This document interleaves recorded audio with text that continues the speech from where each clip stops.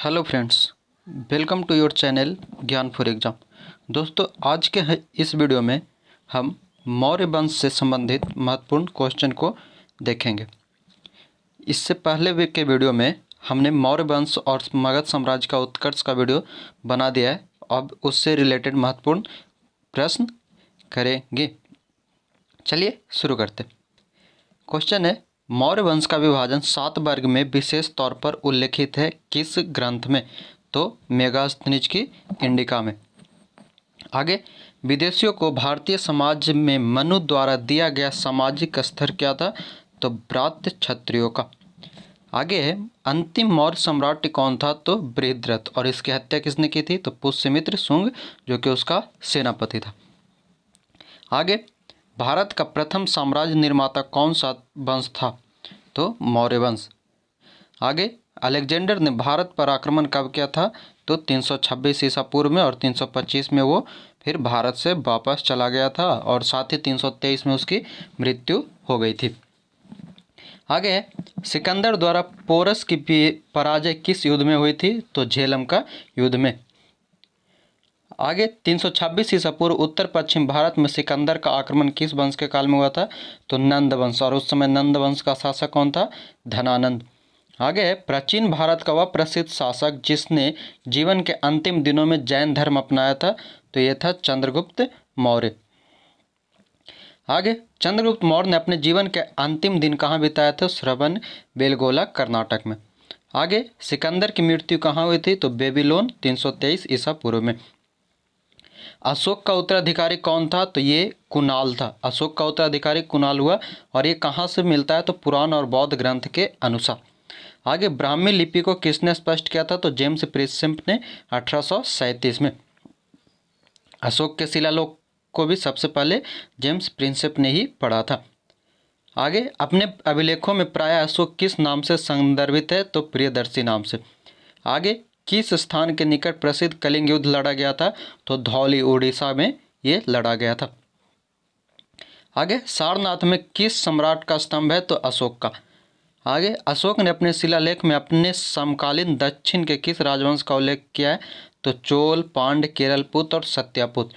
यानी कि अशोक के शिलालेख में दक्षिण भारतीय राजवंश का जो उल्लेख है वो चोल, पांड्य, सत्यापुत्र और केरलपुत्र का वंश का उल्लेख मिलता है। आगे, मौर्य साम्राज्य में प्रचलित मुद्रा था? तो पर्ण। आगे, किसने कहा था भारत में दास प्रथा नहीं थी? तो ये मेगास्थनीज के अनुसार ये कहा जाता है कि भारत में दास प्रथा नहीं थी। आगे, अशोक का अधिकांश लेख किस भाषा में थी जिसे लोग आसानी से समझ जाते थे? तो प्राकृत भाषा में। आगे है, अशोक के शिलालेख किन किन लिपियों में लिखे मिलते हैं? तो ये 4 लिपि में मिलते हैं, खरोष्टी, ब्राह्मी, ग्रीक और अरमाइक। अरमाइक को ही कहीं कहीं पे यूनान लिपि भी लिखा हुआ मिलेगा। ठीक है। आगे, किसमें मौर्यों का क्षत्रिय रूप में उल्लेख है? तो ये दिव्यावदान, जो एक मौर्य ग्रंथ था, उसके अनुसार मौर्य वंश जो था वो क्षत्रिय वंश था। आगे, अशोक के शिलालेख किस लिपि में खोदे गए हैं? यानी कि लिखे गए हैं, तो खोजे गए हैं, तो ब्राह्मी लिपि में। आगे, किस राजा की कहानी मुद्रा राक्षस नाम नाटक का विषय है? तो चंद्रगुप्त मौर्य का कहानी है मुद्रा राक्षस में। आगे, सांची में स्थित बौद्ध स्मारकों का निर्माण किसने किया था? तो मौर्य राजवंश ने और अशोक ने। ठीक है। आगे, प्रथम भारतीय साम्राज्य किसके द्वारा स्थापित किया गया था? तो चंद्रगुप्त मौर्य के द्वारा। आगे, किस ग्रंथ में चंद्रगुप्त मौर्य का विशिष्ट रूप से वर्णन किया गया? तो विशाखदत्त का मुद्रा राक्षस में। आगे है, यूनानी लेखक जस्टिन द्वारा लिखे सेंड्रोकोट्स कहा गया है किसे? तो चंद्रगुप्त मौर्य के। चंद्रगुप्त मौर्य को सेंड्रोकोट्स, सेंड्रोकोप्टस ये सभी कहा जाता है। आगे, किस प्राचीन नगर के अवशेष कुम्हरार स्थान से प्राप्त हुए? तो पाटलिपुत्र। पाटलिपुत्र नगर में कुम्हरार अवशेष जो है वो मिला है, वर्तमान पटना में। आगे, बुलंदी बाग प्राचीन स्थान है कहाँ? तो पाटलिपुत्र का। आगे, किस अभिलेख से प्राप्त होता है कि चंद्रगुप्त का प्रभाव दक्षिण भारत पर था? तो रुद्रदामन का जूनागढ़ शिलालेख से। रुद्रदामन का जूनागढ़ शिलालेख जो वर्तमान गुजरात है वहाँ से प्राप्त होता है कि चंद्रगुप्त मौर्य का प्रभाव दक्षिण भारत तक था। आगे, पत्थर पर प्राचीनतम शिलालेख किस भाषा में है? तो प्राकृत भाषा में। आगे, ब्राह्मी लिपि का प्रथम उद्यव वाचन किस पर उत्कीर्ण अक्षरों से किया गया है? तो पत्थर की पट्टियों पर। आगे ब्राह्मी लिपि को सर्वप्रथम किसने पढ़ा था? तो जेम्स प्रिंसेप ने। आगे अभिलेखों में किस शासक का उल्लेख प्रियदर्शी और देवनामप्रिय के रूप में किया गया है? तो अशोक का। अशोक के किस अभिलेख में पूर्ण रूपेण धार्मिक सहिष्णुता के प्रति समर्पित का वर्णन मिलता है? तो अभिलेख 12वां में। आगे अशोक के किस अभिलेख में पशु बलि पर रोक लगाई गई है? तो प्रथम शिलालेख में पशु बलि पर रोक लगाया गया है। आगे है टॉलमी फिलाडेल्फस जिसके साथ अशोक के राजनयिक संबंध थे, कहाँ का शासक था? तो मिस्र का। टॉलमी फिलाडेल्फस मिस्र का शासक था जो कि अशोक के साथ राजनयिक संबंध था। आगे पाटलिपुत्र में स्थित चंद्रगुप्त का महल मुख्यतः बना था, किससे बना था? तो लकड़ी का। आगे किसने सहिष्णुता और उदारता और करुणा के त्रिविध आधार पर राजधर्म की स्थापना की? तो अशोक ने। आगे अशोक के किस अभिलेख में दक्षिण भारतीय राजाओं का उल्लेख मिलता है? तो द्वितीय मुख्य शिलालेख में। आगे है अशोक का कौन सा अभिलेख पुष्टि करता है कि गौतम बुद्ध का जन्म लुम्बिनी में हुआ था? तो रुम्मनदेही स्तंभ अभिलेख में ये पता चलता है कि गौतम बुद्ध का जन्म लुम्बिनी में हुआ था।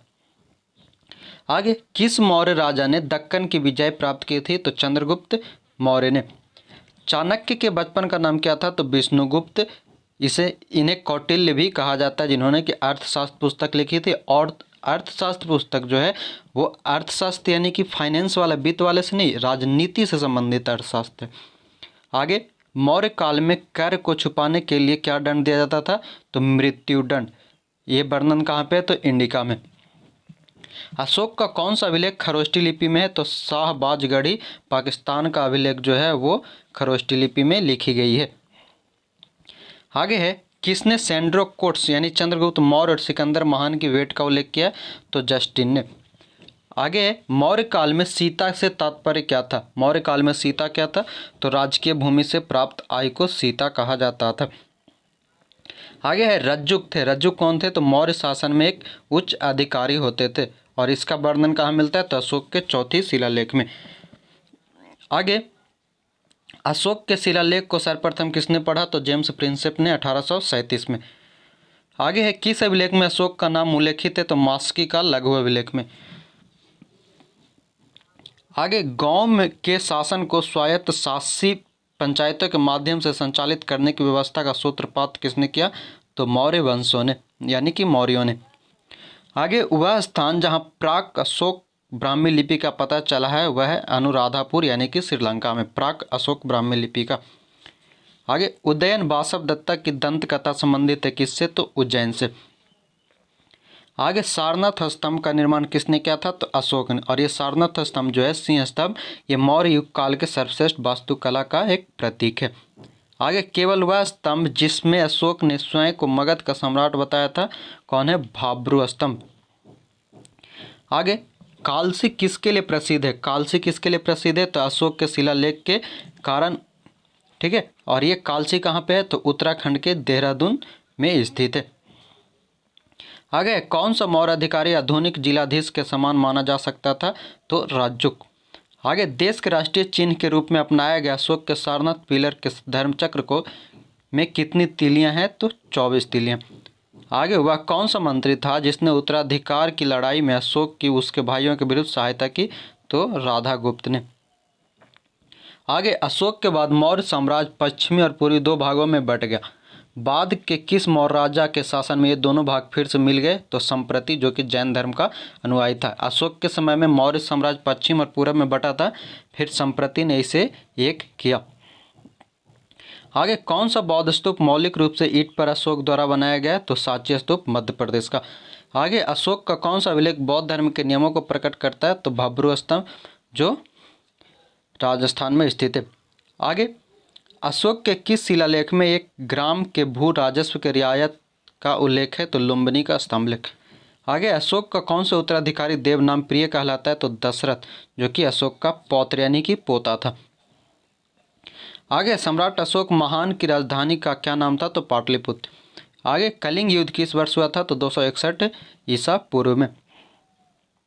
आगे मौर्य काल के दौरान शिक्षा का सबसे प्रसिद्ध केंद्र कौन सा था? तो तक्षशिला। इसे जीतने के लिए चंद्रगुप्त मौर्य ने सुसीम को और फिर अशोक को भेजा था। आगे रोमन बस्ती कहाँ से प्राप्त हुई है? तो अरिकामेडू से। आगे मौर्यों के शासनकाल में सिक्के किन पदार्थों से ढाले जाते थे? तो चांदी और ताम्र यानी कि तांबा से। आगे बिंदुसार के शासनकाल में कहाँ पर विद्रोह हुआ था? तो तक्षशिला में। आगे खरोष्टी लिपि की उत्पत्ति किससे हुआ? तो अरमाइक से। आगे मौर्य काल में लक्षणाध्यक्ष कौन था? तो टकसाल का प्रभारी कर्मचारी को लक्षणाध्यक्ष कहा जाता था। आगे है कौन सा मौर्य राजा अमित्रघात नाम से भी जाना जाता है? तो बिंदुसार। आगे किस राजवंश के शासकों के सुदूर देशों सीरिया मिस्र के साथ संबंध था? तो मौर्य वंश का। तो दोस्तों इस तरह से मौर्य वंश से संबंधित कुछ इम्पॉर्टेंट क्वेश्चन थे जिसे हमने इस वीडियो में कवर किया है।